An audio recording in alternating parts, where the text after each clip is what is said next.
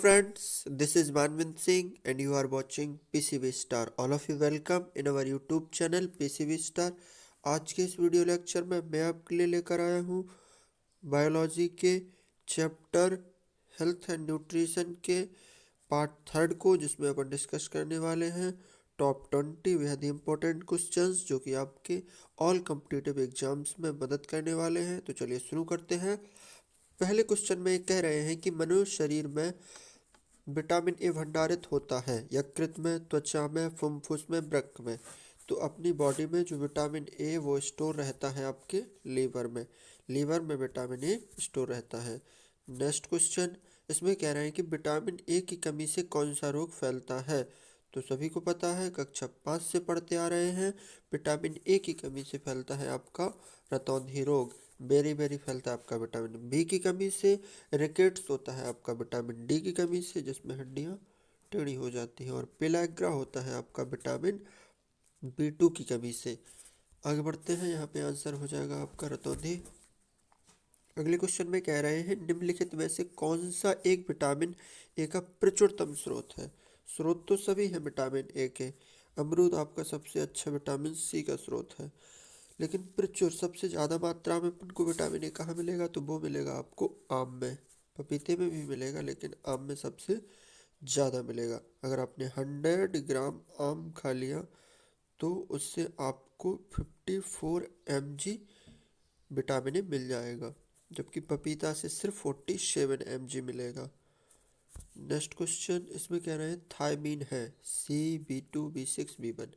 तो आपके vitamin B1 को ही थायमीन कहते हैं, विटामिन B2 को कहते हैं राइबोफ्लेविन। ये इनके विटामिनों के रासायनिक नाम होते हैं जो आपको पता होना चाहिए। विटामिन सी का रासायनिक नाम क्या होता है, एस्कॉर्बिक अम्ल। यहाँ पे आपका आंसर हो जाएगा विटामिन B1। इसका वैज्ञानिक नाम क्या है, थायमीन। अगले क्वेश्चन में कह रहे हैं कि निम्नलिखित में विटामिनों में से किसमें कोबाल्ट होता है। तो कोबाल्ट आपका पाया जाता है विटामिन B12 में। और विटामिन B12 का रासायनिक नाम होता है साइनोकोबालएमीन। और ये आपकी जब खून की कमी हो जाती है बॉडी में, तब ये उसमें सहायक होता है। अगला क्वेश्चन, इसमें कह रहे हैं कि शुष्क छिकोप का मनुष्यों में प्रकोप किस विटामिन की कमी से होता है। अब ये शुष्क छिकोप क्या है, देखते हैं क्या है इसका आंसर। इसमें है आपका answer vitamin A. Next question, cyanocobalamin है। तो साइनोकोबालएमीन क्या है। आप लोग भी साथ साथ में आंसर देते जाइएगा हमारे आंसर देने से पहले, और कमेंट स्कोर में बताइए कि आपके कितने क्वेश्चन सही हुए हैं।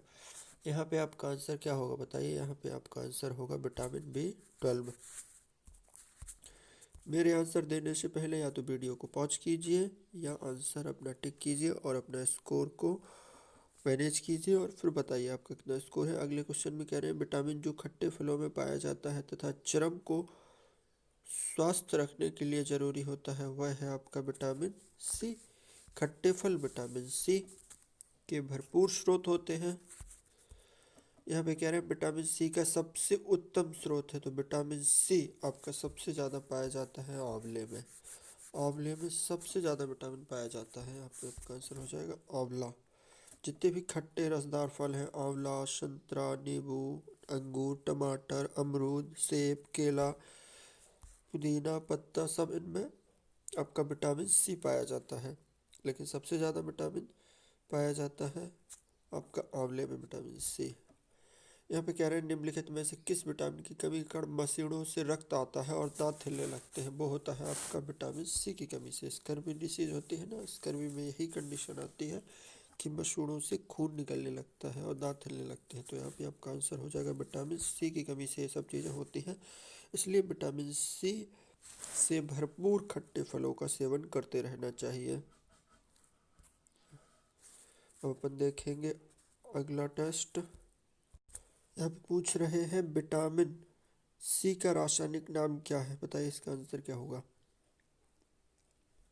विटामिन सी का रासायनिक नाम आपका होगा एस्कॉर्बिक अम्ल। नेक्स्ट, निम्नलिखित विटामिनों में से कौन सा शरीर में भंडारित नहीं होता। कुछ विटामिन हैं जो शरीर में स्टोर हो जाते हैं, भंडारित हो जाते हैं, जबकि इन चार में से एक है जो भंडारित नहीं होता है, वो होगा आपका vitamin C. Vitamin C body में स्टोर नहीं होता क्योंकि ये क्या होता है, जल में घुलनशील होता है, इसलिए एवापोरेट हो जाता है, शरीर से बाहर निकल जाता है। जबकि आपका विटामिन ए लीवर में स्टोर रहता है, विटामिन डी अपनी हड्डियों में, और विटामिन ई भी बॉडी में स्टोर रहता है। जबकि विटामिन सी ये अपनी बॉडी में स्टोर नहीं रह पाता, इसलिए आपका आंसर हो जाएगा विटामिन सी। और अपनी बॉडी को सबसे ज़्यादा विटामिन सी की आवश्यकता होती है, और अपनी बॉडी में कभी विटामिन सी की कमी नहीं होती है क्योंकि अपन जो भोजन लेते हैं उससे विटामिन सी की पूर्ति हो जाती है। अगले क्वेश्चन में कह रहे हैं कौन सा विटामिन प्रतिरक्षा प्रदान करता है, यानी इम्यूनिटी प्रदान करता है, रोगों से लड़ने की क्षमता प्रदान करता है, वो होना चाहिए आपका विटामिन ए। विटामिन ए क्या होता है, इसको प्रतिरक्षा विटामिन भी कह सकते हैं अपन। अगला क्वेश्चन, निम्नलिखित में से कौन सा विटामिन जल में घुलनशील है। तो जल में घुलनशील विटामिन होते हैं, वसा में घुलनशील विटामिन होते हैं, जल में घुलनशील विटामिन होते हैं आपके बी सी जल में घुलनशील होते हैं, और एडैक यानी vitamin A, vitamin D, vitamin E, vitamin के ये वसा में घुलनशील होते हैं। तो यहाँ पे आपका आंसर क्या हो जाएगा, सी। प्रातःकालीन धूप मानव शरीर में निम्नलिखित में से कौन सा विटामिन उत्पन्न करती है। तो प्रातःकालीन धूप में बैठना चाहिए, अभी तो सर्दियाँ चल रही हैं, तो ये आपको विटामिन डी प्रोवाइड करेगा और आपकी बॉडी में विटामिन डी की कमी नहीं होगी। और विटामिन डी की कमी से जो रोग होते हैं, जो लक्षण प्रदर्शित होते हैं, वो आपकी बॉडी में लक्षण प्रदर्शित नहीं होंगे। यहाँ पे आपका आंसर हो जाएगा विटामिन डी, जो कि वसा में घुलनशील विटामिन है, और इसको प्रो हार्मोन विटामिन भी कहा जाता है। सूर्य के प्रकाश से अपन को मिलता है और शरीर के लिए हाइड्रोक्सिलेशन की क्रिया से वंचित रखता है। इसमें कह रहे हैं मछलियों के यकृत के तेल में किसकी प्रचुरता होती है। तो मछलियों के जो यकृत का तेल होता है उसमें होता है आपका विटामिन ए। यकृत में वैसे सभी चीज़ें होती हैं, लेकिन सबसे ज़्यादा होता है आपका विटामिन डी। यकृत, आपने अगर स्रोत पढ़े होंगे विटामिनों के, आपको यकृत सभी में दिख जाएगा। यकृत सभी में सभी विटामिन पाए जाते हैं, लेकिन प्रचुर मात्रा होती है विटामिन डी की, जिसका रासायनिक नाम है कैल्सीफेरॉल। विटामिन डी का रासायनिक नाम क्या है, कैल्सीफेरॉल। आगे बढ़ते हैं, कैल्सीफेरॉल रासायनिक नाम किस विटामिन का है। देखो ये क्वेश्चन पूछ लिया, ये है आपका विटामिन डी का। Simple. Next question, vitamin E का रासायनिक नाम क्या है। तो रेटिनॉल तो आपके विटामिन ए का है। यहाँ पे एलिमिनेट मेथड का यूज करके अपन वेस्ट आंसर टिक कर सकते हैं। राइबोफ्लेविन अपन ने देखा विटामिन बी2 का है। पायरिडॉक्सिन हो नहीं सकता। विटामिन ई का रासायनिक नाम है टोकोफेरॉल। अब यहाँ 50-50 देख लिया आपने, तो यहाँ पे आपका आंसर हो जाएगा डी। विटामिन ई विशेषता किसके लिए महत्वपूर्ण है। जो विटामिन ई टोकोफेरॉल है वो किसके लिए, वो आपका ज़रूरी है लिंग ग्रंथियों की सामान्य क्रिया में, क्योंकि इसको इनफर्टिलिटी विटामिन भी कहते हैं। इसकी कमी से इनफर्टिलिटी आ जाती है। नेक्स्ट क्वेश्चन, रक्त स्कंदन में कौन सा विटामिन क्रियाशील होता है। तो रक्त के थक्का जमाने में आपका होता है विटामिन के।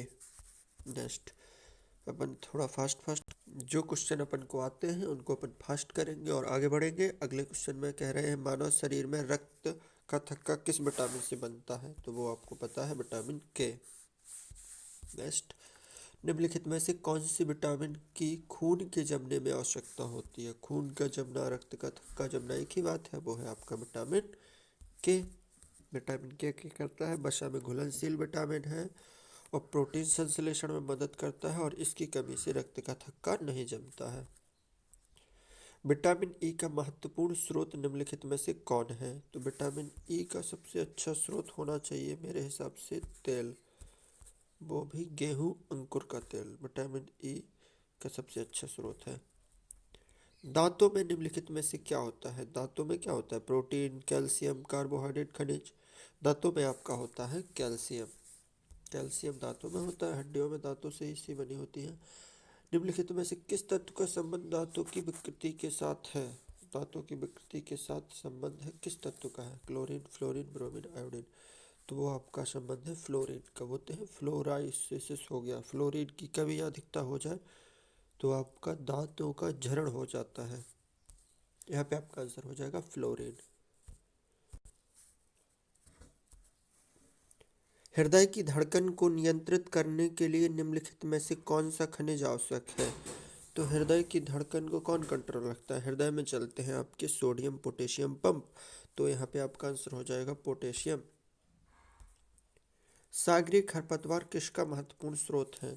सागरीय खरपतवार है वो आपका आयोडीन का स्रोत है। उनसे आपकी आयोडीन की पूर्ति होती रहती है और आयोडीन की कमी से होने वाले घेंघा रोग को उससे निजात मिलती है। तो समुद्री खरपतवार शैवालों को अगर आप खाएंगे तो आपको आयोडीन की कमी नहीं होगी। निम्नलिखित में से कौन आयोडीन का सर्वोत्तम स्रोत है? तो आयोडीन अपन को मिलती है शैवालों से। शैवाल क्या है? समुद्री खरपतवार ही तो हैं। उपास्थि और हड्डियों के निर्माण और संपोषण में आवश्यक तत्व कौन है? उपास्थियाँ जो हड्डियाँ हैं अपनी सबसे ज़्यादा किससे मिलकर बनी है? Magnesium, calcium, zinc, silicon. तो हड्डियाँ आपकी मिलकर बनी है कैल्शियम। हड्डियों का सबसे प्रमुख घटक, सबसे बड़ा भाग है वो है आपका कैल्शियम। यहाँ पे आपका आंसर हो जाएगा कैल्शियम। इसमें कह रहे हैं कि कैल्शियम की आवश्यकता निम्नलिखित में किससे निर्मित करती है? कैल्शियम की आवश्यकता निम्नलिखित में से निर्मित है? मांसपेशियों के कार्य करने, खून जमने, हड्डियों के विकास, उपरोक्त सभी। वैसे इसका आंसर होगा उपरोक्त सभी। हड्डियों का विकास भी चाहिए, खून का जमना भी चाहिए। तो आज के लिए इतना ही। अपन ने टॉप 20 की जगह टॉप 30 MCQ सॉल्व कर लिए हैं। तो अगर आपको वीडियो पसंद आया है तो दोस्तों के साथ शेयर कीजिएगा और इसको लाइक भी कीजिएगा। और अभी तक चैनल को सब्सक्राइब नहीं किया है तो इसको सब्सक्राइब भी कर लीजिएगा। Thank you, take care, love you all.